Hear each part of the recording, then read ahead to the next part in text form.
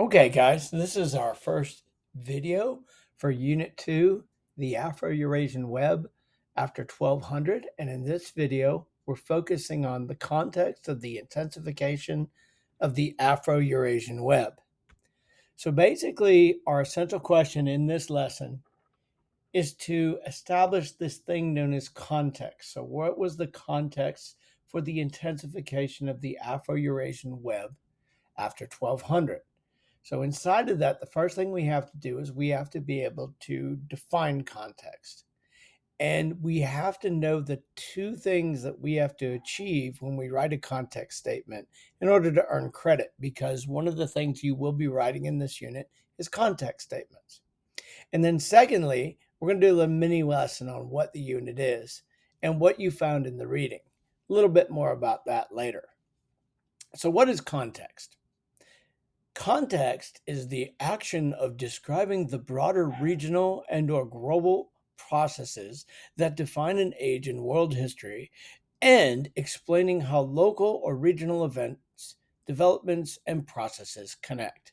So essentially, if we look at, let's say, 9/11, the broader regional and or global processes that define the time period would be terrorism.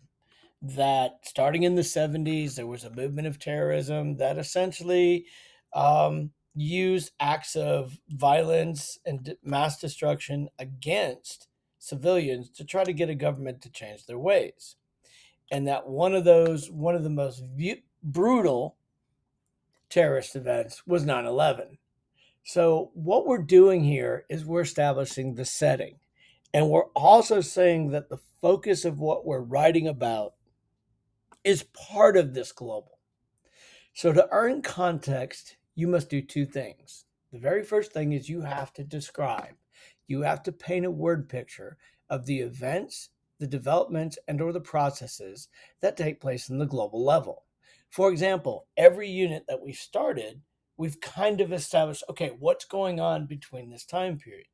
So a context with this particular unit would focus on the major events, developments, and or processes that essentially are going on between 1200 and 1450. Now, the second thing is we've got to make a connection. Everything we write about will have a focus. It will ask us to focus on a local event, a local development, or a local process. So we've got to say that this local development, this local event, or this particular process that was used on a very local level was connected to these overall global things. Okay. Now, I know you're right there saying, okay, I really don't understand. So let's take a look at an example. Now, this was saved in its learning under today's lesson, also in the Unit 2 folder. Actually, it's in the 2.0 folder on context. Before you progress in this, you need to read this. So if you haven't read this, pause it, open it up, and read it. As you read, I want you to try to identify the context. I want you to try to identify the thesis statement, the claims that the author makes, and finally, the evidence the author used to support its claims. Go ahead and press pause now and do that.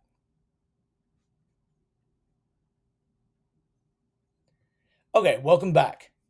Now, hopefully you've read it and you just didn't press forward because, you just didn't feel like reading it, because you're still going to be kind of lost on this lesson today. But anyway, everything in this opening paragraph that I've displayed is the context and the thesis. The introduction always starts off with the context, meaning that the introduction will always explain the global events, developments, and processes that were going on during that time period. There will be a connection that leads into the thesis statement.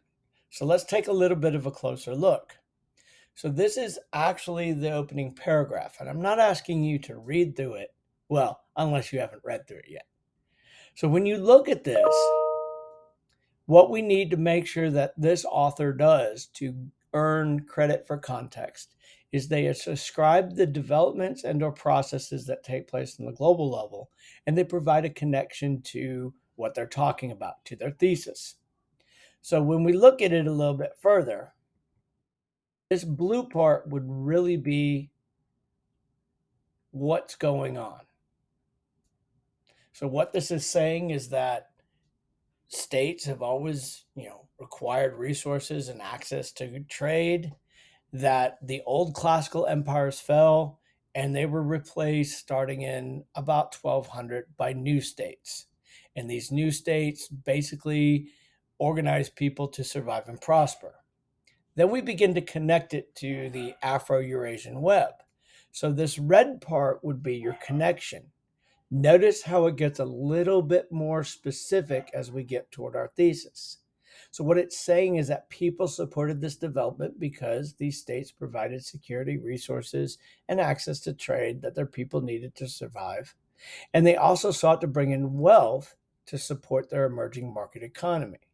These empires and trading states in Afro-Eurasia sought to provide for their populations through the development of a market economy. So, what we're basically saying is one aspect of these tapestry states that developed during this time period was essentially this idea of trade. So, this is going to lead to our thesis. After 1200, economic activity along the existing Afro-Eurasian web expanded in volume and scope due to the political developments, the states that we talked about, innovations in transportation, commercial technologies, and Western demand. This growth led to the expanded economic exchanges and accelerated cultural, technological, and biological diffusion across Afro-Eurasia. So, in this respect, in this question about what's going on in this unit, we know that the Afro-Eurasian web is about to expand. And it was expanded not only because of the demand from tapestry states, but also the innovations in the transportation and commercial technologies and some demand out west, which you'll find out about later. That this also led to expanded economic, cultural, technological, and biological diffusion. Okay? So, what we're saying is that first, there was a need for new states. There was a need for new states because the classical empires fell. So, these classical empires were replaced by new states in the global tapestry. These tapestry states, they unified, they ruled, and they provided for their populations. And basically, part of providing was trade. Now, in reality, this statement, which was written by a student last year, this would not be an A++ statement because it does leave out some important things.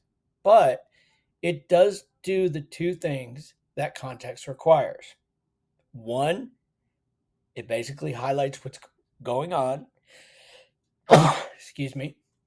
And two, it also connects the idea of trade into the topic. Okay, so we're going to be working on context throughout the unit, and by no means are you going to walk into class sometime this week and write a full context statement. There's a couple things I want to go over, but this is just kind of introducing you to what you're doing. Now, let's talk about the unit. This unit is about essentially what caused the intensification of the Afro-Eurasian web and what were the effects of this intensification. So everything that we study will either be a cause or an effect. So when we look at the thesis, this is the same thesis that we talked about. After 1200, economic activity along the existing Afro-Eurasian web expanded in volume and scope due to the political development, innovations in transportation and commercial technologies, and Western demand. So remember, I said before, the first thing we have to talk about is the causes. So the three causes is going to be political development, most importantly, the rise of market economies that these states needed to provide for their populations, innovations in transportation and commercial technologies, and finally, Western demand. Now, the second part of the thesis is that this growth led to expanded economic exchanges accelerated cultural, technological, and biological diffusion across Afro-Eurasia. So our causes were political development, new technologies, and Western demand, and our effects are accelerated economic, cultural, technological, and biological exchanges. Now, when we get into this a little bit more, we have to define some key things. So, what is this thing we call the Afro-Eurasian web? Well, if you remember, this is Afro-Eurasia. It's the continents of Europe, Asia, and Africa, also known as the Old World. Now, ever since the first humans migrated out of the Great Rift Valley in Africa, these areas have been very much connected, and these areas have interacted a great deal. So they've created a web. So I want you to recall what you read about in the human web. A web is a series of connections, and these connections take place through a number of different things. One would be casual contact, another would be trade. So these are the things that we're focusing on. So what this is the Afro-Eurasian web. Now, the thing about it is that this Afro-Eurasian web was connected through what we're going to call networks of exchange. So when we look at it, we have the red and the purple, which is known as the Silk Roads. We have the blue, which is the Indian Ocean system, the gold, which is the Trans-Sahara system, and the green, which is the Med Sea European system. All these are called networks of exchanges.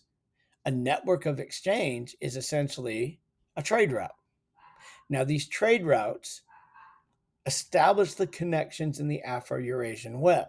So when I ask you, what were the four connections in the Afro-Eurasian web, you're going to say the Silk Road, the Indian Ocean system, the Trans-Sahara trade, and finally the Med Sea European system.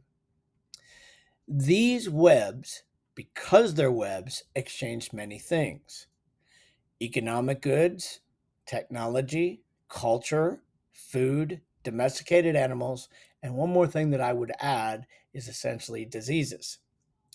And what's going to happen is, as these things come together, it's going to create what I'm calling a package of culture. And what I mean by that, this is a set of culture, technology, ideas, knowledge, everything together that's going to allow a state to be dominant. In 1200, China's dominant. But by 1450, because of the action of these networks of exchanges, Europe's going to be dominant. So when we go back to that thing that you were supposed to have read, what was the claim that the author makes on the causes? And we've already talked about this, but the main causes that he talks about is one, political development. And I would make sure that I remembered that that was going to be this idea of the market economy and providing, that there were many, many technological and commercial innovations that made trade easier. Okay, things like the camel saddle, the astrolabe, the magnetic compass, the junk boat, the Dow boat, and so forth and so on. These are things that are going to be in your future. And that there was demand out west. So when we talk about the demand, this demand is going to be based in Europe. Europe is going to come out of its feudalism starting in about, let's just say about 1220, and begin to kind of make a market economy. And because life in Europe is so basic, they're going to demand certain luxury goods, such as porcelain that you see in the upper left, spices and pepper in the lower left, and silk, among other things. So when we have our little boss there, our little demand there. So to me, demand is going to be a very important thing that's going to make these things intensify. Now, one thing that the author left out was the middlemen. I would put this as the fourth cause. We know that traditionally, Islamic merchants, ones like you've seen in the upper left, would travel to many new areas to be able to trade. Well, these middlemen, such as the Bedouins in the upper right, or the pastoralists in the lower left who travel on the Silk Road, and the sailors in the Indian Ocean system, They were mostly Islamic, they were mostly Muslim. But another thing is they knew the way. They knew the way. They knew, what paths to take, how to navigate in the ocean. The other thing is they also knew about how to conduct business. So to me, that would be a fourth cause, the actions of the Islamic merchants and how they became the middlemen, because they're the ones that really made this trade relationship go. Very few people traveled every inch of these trade routes. Rather, it's going to be these people that brought stuff from A to B. So, what was the claim that the author makes on the effects? Well, we know that there was some great economic effects. And what's happening is luxury goods are flowing from where they're abundant and cheap through these trade routes, traded in these trading cities called entry pot cities, and they're ending up in areas where they're scarce and people can make money. So, for example, silk in China and porcelain in China would be something that you wouldn't make a lot of profit on, because the issue is there's so much of it there. Same thing for the spices in India.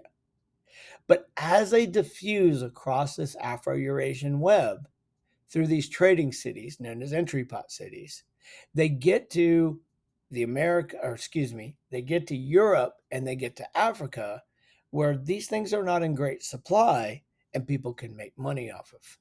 So, what the flow of the economic exchange is basically this: luxury goods went to the West, wealth in the form of gold and silver went to the East. When we also talk about the other things that diffused, we know about luxury goods, but another thing is technology. China and India in 1200 had the best technology in the world, but all that technology is going to diffuse into Europe. And when I mean technology, the list is huge. I mean, you've got gunpowder, paper making, block printing. You have the idea of sailing and navigation using the astrolabe and the magnetic compass. You've got ship design. Plus, you have all that knowledge from the House of Wisdom that's going to be flowing into Europe. Now, culture is also going to diffuse across this. And mostly it's going to be the religion of Islam and Buddhism, with a little bit of Christianity and a little bit of Hinduism. The reason is because the merchants of these states would stay in other areas and establish households, thereby spreading the religion. For example, if you were a Muslim merchant who left India and you went to the east coast of Africa, those Swahili trading cities, you would have to stay there for between 6 and 8 months and conduct business. So you might marry and have a family. Well, the thing is this, is that you're the husband, you establish the religion of the family, and that religion requires temples, that religion requires priests, or, whatever you want to call them. So religion is spreading. The other thing is that people who are unhappy with their religion are going to begin to convert. And so we do see some syncretism going on, especially in India, between Hinduism, Buddhism, and the religion of Islam. The last thing is going to be biologics. Biologics could be a plant, biologics could be an animal, or biologics could be a disease. For example, we've already discovered that through this trade relationship, especially the tribute system, champa rice has already gone into China. Bananas has already gone into sub-Saharan Africa. And India has already allowed sugar and citrus fruits and cotton to be taken into Dar al Islam, because Dar al Islam is trying to diversify their economy. Probably the biggest biologic, though, is going to be the Black Death, because the Black Death is going to flow across the Silk Road. And you can trace the progress of the Black Death from city to city along these trade routes, going into the Med Sea system and eventually into Europe.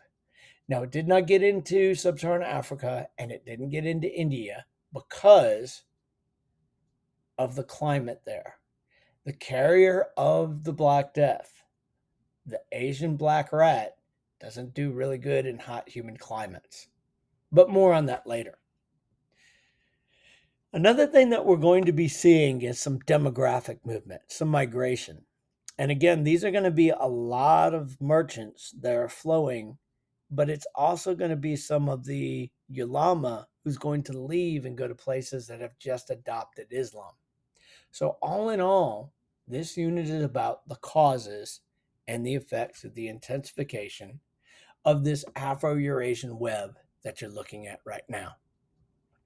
So, we started off this by trying to answer the question, what was the context for the intensification of the Afro-Eurasian web? So our key takeaways is one, context is the action of doing two things: describing the broader regional and or global processes that define an age in world history. And then the second thing is explaining how local or regional events, developments, and processes connect. Now, this is consider this to be like a paragraph, and it's going to lead up to your thesis statement. That we know that the actual context for this unit is going to be the global tapestry. Trading states and empires are developing, and essentially, through their pursuing of a market economy and the stability that they provided, they're going to really intensify the exchanges along these trade routes. That the intensification was going to be caused by the state growth that we've talked about, innovations in transportation and commercial technology, and the rising Western demand in Europe and Africa. And this is going to lead to expanded production of luxury goods, but also the diffusion of religions through the establishment of diasporic communities, more on those later, and the diffusion of technology and biologics.